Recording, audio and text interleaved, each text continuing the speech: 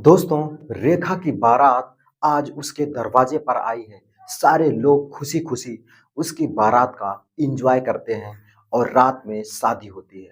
दोस्तों, किसी तरीके से रात में शादी होती है क्योंकि थोड़ी बहुत विवाद भी हो गई थी रात में शादी के टाइम पे जब जयमाल का टाइम था। दोस्तों, दूल्हे ने इस बात को लेकर के विवाद कर लिया था कि उसके मनपसंद की गाड़ी उसको नहीं मिल रही है। लेकिन किसी तरीके से रिश्तेदारों ने ये सब लोगों ने मिल करके जब समझाया तो लड़के को समझ आया और उसने शादी कर ली।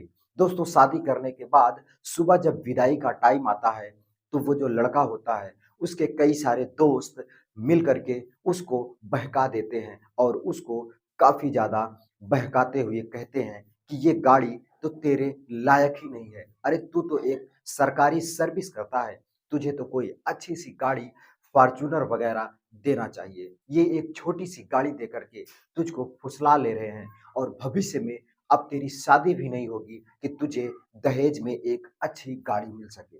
समाज में तेरी इज़्ज़त क्या रह जाएगी? और तमाम बातें उसके दिमाग में ठूस-ठूस करके भर देते हैं और लड़का उनकी बातों में आ जाता है और सुबह अपने ससुर जी से यानी कि लड़की के बाप से झगड़ा कर लेता है और कहने लगता है कि इस गाड़ी को हटा करके मुझे फॉर्च्यूनर दो, नहीं तो मैं शादी से मना कर रहा हूँ और तुम्हारी लड़की को नहीं लिवा कर जाऊँगा।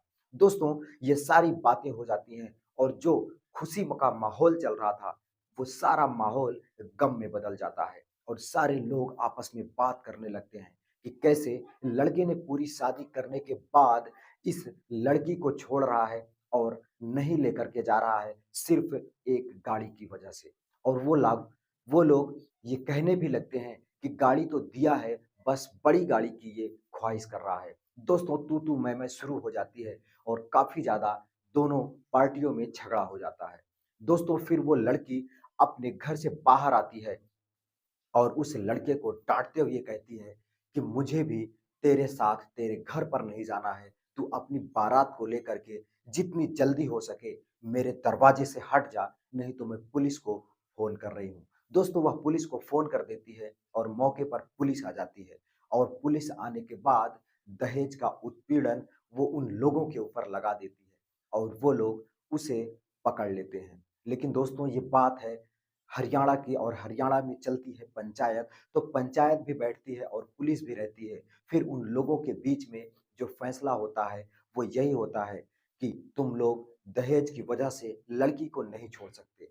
दोस्तों, वो लोग फैसला करते हैं कि लड़की को तुम्हें लेकर ही जाना होगा, लेकिन लड़की ने साफ मना कर दिया कि अब मैं इनके साथ नहीं जा सकती क्योंकि ये लोग भूखे शेर की तरह हैं और मेरे साथ ना जाने क्या करने वाले हैं। दोस्तों, लड़की ने अपने ही से मना कर दिया, फिर बारात वापस चली जाती है और लड़के वाले जो कुछ लड़की वाले का खर्चा हुआ था, वो खर्चा जुर्माना के तौर पर भी दे देते हैं। नमस्कार दोस्तों, मेरा नाम है शिव भगवान, स्वागत करता हूँ एक और बहुत ही इंटरेस्टिंग और मज़ेदार कहानी में।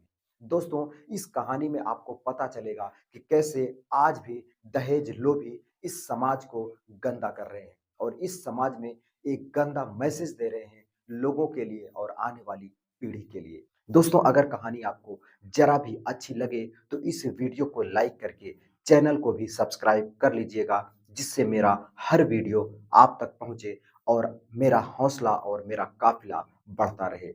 दोस्तों, एक लड़की जिसका नाम रेखा होता है, जो कि पढ़ने में बहुत अच्छी होती है और अपने माता-पिता का नाम रोशन करती है। दोस्तों, वो high school top class pass करती है और अपने स्कूल में सबसे टॉप आती है। दोस्तों, फिर वह धीरे-धीरे इंटर भी एक अच्छे नंबर से पास करती है और उसका सपना होता है कि मैं आईएएस बनूँगी। दोस्तों, आईएएस बनने का सपना लेकर के जो लड़की पढ़ाई कर रही थी और दिन-रात मेहनत करके अपने स्कूल में और अपने क्लास में टॉप करती है, उसी लड़की के माँ-बाप इतने ज़्यादा पैसे वाले नहीं थे कि उस लड़की को अच्छी पढ़ाई करके उसको आईएएस बनवा सके। दोस्तों, उसके माँ-बाप अपने हाथ को पीछे खींच लेते हैं और कहते हैं, "रेखा बेटी, मेरे पास इतना पैसा नहीं है कि मैं तुझे आईएएस की पढ़ाई करवा सकूँ।" दोस्तों, रेखा भी अपने माँ-बाप की मजबूरी को समझ रही थी और उनकी मजबूरियों को समझते हुए वह उनके बातों में उनके बातों में हाँ मिला देती है और कहती है कि जैसी आप लोग की मर्जी। फिर उनके माँ-बाप उसकी शादी के लिए तैयारियां करने लगते हैं, लड़के की तलाश करने लगते हैं। दोस्तों लड़की बहुत सुंदर थी और बहुत ही सुशील थी और हुनर से भरपूर थी। दोस्तों वह खेल-कूद भी किया करती थी और बहुत सारे खेल में भी उसको मेडल मिल चुके थे। दोस्तों, वह उन मेडल को भी लेकर के और अपने पढ़ाई को भी लेकर के हमेशा चर्चा का विषय बनी रही। दोस्तों, फिर उसकी शादी एक बहुत ही अच्छे लड़के जो कि एक सरकारी सर्विस करता था, एक अध्यापक था, उसके साथ तय हो जाती है। दोस्तों, लड़के ने जब लड़की को देखा, तो वह तुरंत शादी के लिए हाँ कर देता है और उसके घरवालों से लड़की के घरवाले बात करते हैं और बात करने के बाद शादी तय हो जाती है और बात यहीं तक होती है कि वह लड़का बोला था कि मुझे सरकारी सर्विस करता हूँ, इसलिए दहेज में एक कार चाहिए। दोस्तों, हरियाणा के लोग थे, काफ़ी दिलवाले होते हैं। हालाँकि थे तो गरीब, लेकिन उन्होंने सोचा कि लड़के को कार देना ही पड़ेगा। दोस्तों, उन्होंने अपने पूरे ज़िंदगी की जो जमा पूँजी थी, जितना उसने पैसा कमाया था, लड़की के बाप ने वो अपना आँकड़ा लगा कर के बोल देता है कि ठीक है, मैं कार दे दूँगा। दोस्तों, फिर वो लोग उसको कार दे देते हैं और उस कार को लेकर के वो शादी में तैयारियां करने लगते हैं। दोस्तों, कार तो थी लेकिन एक छोटी कार थी और लड़के को चाहिए थी फॉर्च्यूनर। दोस्तों, वह लड़के ने उस कार को देख करके शादी से इनकार कर दिया और जयमाल के टाइम पे बहुत ही ज़्यादा नाटक कर लिया। लेकिन दोस्तों, किसी तरीके से समझा-बुझा करके जयमाल हो जाता है और सुबह जब उसके दोस्तों ने उस लड़के को इतना ज़्यादा बहका-फुसला दिया कि तुम्हारी शादी अब दोबारा नहीं होगी और दहेज भी कभी भी तुम्हें नहीं मिलेगा। इससे अच्छा है कि तू बोल दे कि तुझे फॉर्च्यूनर चाहिए, लड़की का बाप कहीं से भी ला करके तुझे फॉर्च्यूनर ज़रूर देगा। दोस्तों, वो लड़का वही करता है और उस गाड़ी को लेने से मना कर देता है और कहने लगता है कि मुझे तो फॉर्च्यूनर चाहिए और किसी भी तरीके से आप फॉर्च्यूनर नहीं देते हो, तो मैं शादी से मना कर दूँगा। दोस्तों, लड़की के बाप के ऊपर पहाड़ टूट पड़ता है क्योंकि वो पहले से ही गरीब थे और किसी तरीके से रिश्तेदारों से और अपनी जमा पूँजी कुल मिला कर के दोस्ती यारी हर जगह से कर्जा लेकर के उन्होंने ये कार खरीदी थी और अब इस कार की बजाय एक बड़ी कार उनको लेनी है, तो वो कहाँ से ले पाएँगे? दोस्तों, इस बात को लेकर के काफ़ी ज़्यादा झगड़ा शुरू हो जाता है घरातियों और बारातियों में। दोस्तों, फिर वो लड़की घर से बाहर आती है और अपने बाप की पगड़ी को बचाते हुए कहती है कि मुझे भी तुम्हारे साथ तेरे घर पर नहीं जाना है। भले ही मेरी पूरी शादी हो चुकी है, भले ही मैंने 7 फेरों का जो रिश्ता होता है, 7 फेरे ले लिए हैं और तेरे सिंदूर मेरी माँग में है, मैं अभी इसको धो देती हूँ और तू जितनी जल्दी हो सके अपनी बारात को लेकर के वापस चला जा। और दोस्तों, वो लड़की तुरंत पुलिस को फ़ोन कर देती है और पुलिस वाले आकर के उस लड़की को और उस लड़के को जब पूछताछ करते हैं, तो वो लड़की अपनी सारी बात बता देती है और वहाँ के लोग भी जब सारी बात बताते हैं, तो वो पुलिस वाले उस लड़के को और उसके बाप को पकड़ लेते हैं। दोस्तों, पंचायत होती है क्योंकि हरियाणा में पंचायत पे लोग ज़्यादा विश्वास करते हैं। दोस्तों, पंचायत और पुलिस के बीच में ये फैसला होता है कि तुझे इसी कार से और यही कार भी लेना है और लड़की को लिवा कर भी जाना है। लेकिन दोस्तों, लड़की ने मना कर दिया और बोली कि ये लोग एक भूखे शेर और घायल शेर की तरह हैं। अगर मैं इनके घर जाऊँगी तो ना जाने ये लोग मेरे साथ क्या-क्या करेंगे। दोस्तों, लड़की जाने से मना कर देती है और वो लोग उसे नहीं ले जाते हैं और बात यहाँ तक होती है कि जो भी शादी में खर्चा हुआ था, लड़की वालों की तरफ से वो लड़के वाले देंगे और उन्होंने जुर्माने के तौर पर वो सारा खर्चा दे करके वहाँ से फरार हो जाते हैं। दोस्तों, फिर ये लड़की धीरे-धीरे अपने माँ-बाप के सहयोग से स्पोर्ट में वो अच्छा थी और खेल-कूद में भी अच्छा उसका परफ़ॉर्मेंस था और वो खेल-कूद में फिर से लग जाती है। दोस्तों, दिन-रात कड़ी मेहनत करती है, कड़ी प्रैक्टिस करती है और बहुत ही अच्छी उसकी खेल-कूद में रुचि होती है। इस वजह से वो स्टेट लेवल पर फर्स्ट आती है और गोल्ड मेडल जीत जाती है। दोस्तों, कई जगह वो जाती है, गोल्ड, सिल्वर और कांस्य पदक जीत करके अपना और अपने माँ-बाप का नाम रोशन करती है। दोस्तों, वो न्यूज़ में भी छा जाती है और न्यूज़ पेपर में भी उसकी फ़ोटो छप जाती है कि कैसे एक लड़की जिसकी शादी टूटने के बाद भी ये नहीं टूटी और अपने खेल-कूद को आगे बढ़ाते हुए आज अपना और अपने देश का नाम रोशन कर रही है। दोस्तों फिर उसका जब नाम इतना ज़्यादा हो जाता है और उसका खेल में इतना ज़्यादा अच्छा परफ़ॉर्मेंस था, इस वजह से उसको सरकारी नौकरी की ऑफ़र आने लगते हैं। दोस्तों उसको आईएएस का ऑफ़र आता है, स्टेट लेवल पर वो आईएएस बन जाती है।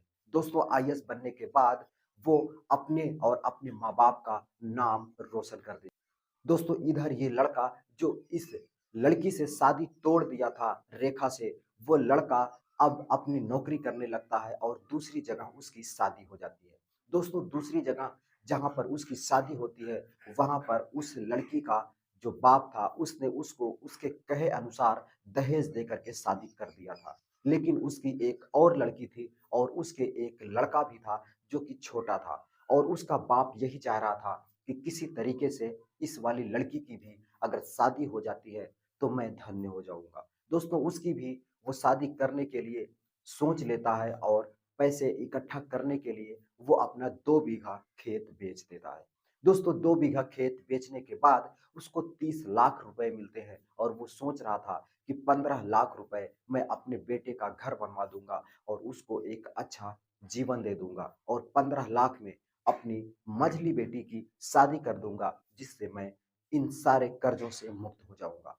दोस्तों फिर वो जो सरकारी टीचर था, जिसके साथ उस बाप ने अपनी बड़ी बेटी की शादी की थी, उसको जब पता चला कि इस लड़की का बाप यानी कि मेरा ससुर 2 बीघा ज़मीन बेच दिया है और 30 लाख रुपए उसे मिल चुके हैं, तो वह अपनी पत्नी को सताने लगता है और पैसों का लोभी हो जाता है और कहने लगता है कि मैं तुझे भी नहीं रखूँगा जब तक तू 15 लाख रुपए ला करके मुझे नहीं देती है। दोस्तों, वह लड़की सोच में पड़ जाती है कि मेरे पापा तो खेत बेचे हैं अपनी बेटी की शादी करने के लिए, मेरी बहन की शादी करने के लिए और मेरे छोटे भाई का घर बनवाने के लिए। अगर उन पैसों को मैं ला करके इन्हें दे देती हूँ, तो वो उनकी शादी और उनका घर कैसे होगा? दोस्तों, वो नहीं मानती है, लेकिन इसी बात को लेकर के उसका पति जो सरकारी सर्विस कर रहा था, जिसने पहली बार उस आईएएस लड़की के साथ भी शादी करने से मना कर दिया था, उसने उसको प्रताड़ित करना शुरू कर दिया और उसके साथ झगड़े करना शुरू कर दिया। दोस्तों उसको उसी बात को लेकर के मारता-पीटता और एक दिन उसको उसके घर से भगा देता है। दोस्तों वो लड़की अपने मायके ना जाकर के उसी आईएएस के पास जाती है और अपनी कंप्लेन करने लगती है। दोस्तों उस आईएएस ने उसकी कंप्लेन को नोट किया और डायरी में लिखने के बाद अपने 2 सिपाहियों को भेज करके उस लड़के को गिरफ्तार करवा लेती है। दोस्तों वो लड़का जब आईएएस के सामने आता है, तो आईएएस और उस लड़के को जब एक आमने-सामने बैठता है, तो उस आईएएस को देख कर के वो चौंक जाता है। दोस्तों क्योंकि वो लड़का पहचान गया था कि ये लड़की कोई और नहीं है, वही लड़की है जिससे 5 साल पहले मैंने शादी तोड़ दी थी और एक कार की वजह से और आज ये लड़की आईएएस बन चुकी है, मुझसे भी अच्छी सरकारी सर्विस ले चुकी है। दोस्तों वो लड़की अपने आईएएस के बिल्ले को दिखाते हुए कहती है कि पता है इस बिल्ले की क्या कीमत है? अरे तू तो एक छोटी-सी सरकारी सर्विस करता था, टीचर की और तेरे अंदर इतना ज़्यादा घमंड था। आज उसी की बदौलत मैंने अपने दम पर और अपनी मेहनत के दम पर एक आईएएस की नौकरी को हासिल किया है। दोस्तों वह लड़का हाथ जोड़ करके गिड़गिड़ाने लगता है और माफ़ी माँगने लगता है कि मुझे माफ़ कर दो, मुझसे बहुत बड़ी गलती हो गई और अब मैं अपनी पत्नी को दोबारा अपने घर से कभी नहीं भगाऊँगा और दोबारा उसके साथ कोई गलत काम नहीं करूँगा। लेकिन वो लड़की जो आईएएस बनी हुई थी, उसकी एक नहीं सुनती और उसके जुर्मों की सज़ा, उसके किए की सज़ा उसे देने लगती है और उसे पीट-पीट कर कहती है कि तुझे दहेज चाहिए, चल मैं तुझे दहेज दिलवाती हूँ। दोस्तों वह उसे पीटने लगती है और पीट कर उसे जेल के अंदर बंद कर देती है। दोस्तों फिर 2-4 हफ्ते के बाद जब उसे पीटा जाता है, तो वह अपनी सारी गलतियों को मान लेता है और अपनी पत्नी को दोबारा से लिवा करके चला जाता है। तो दोस्तों ये एक रेखा और उसके हिम्मत की कहानी थी कि कैसे एक लड़की ने अपनी हिम्मत की बदौलत, अपने दम की बदौलत एक लड़के से शादी टूटने के बाद भी आईएएस बनी और आईएएस बन करके अपने सारे सपनों को पूरा की। दोस्तों अगर कहानी आपको अच्छी लगे तो इस वीडियो को लाइक करके चैनल को सब्सक्राइब करिएगा। मैं मिलता हूँ फिर किसी नए वीडियो के साथ, तब तक के लिए दोस्तों नमस्कार।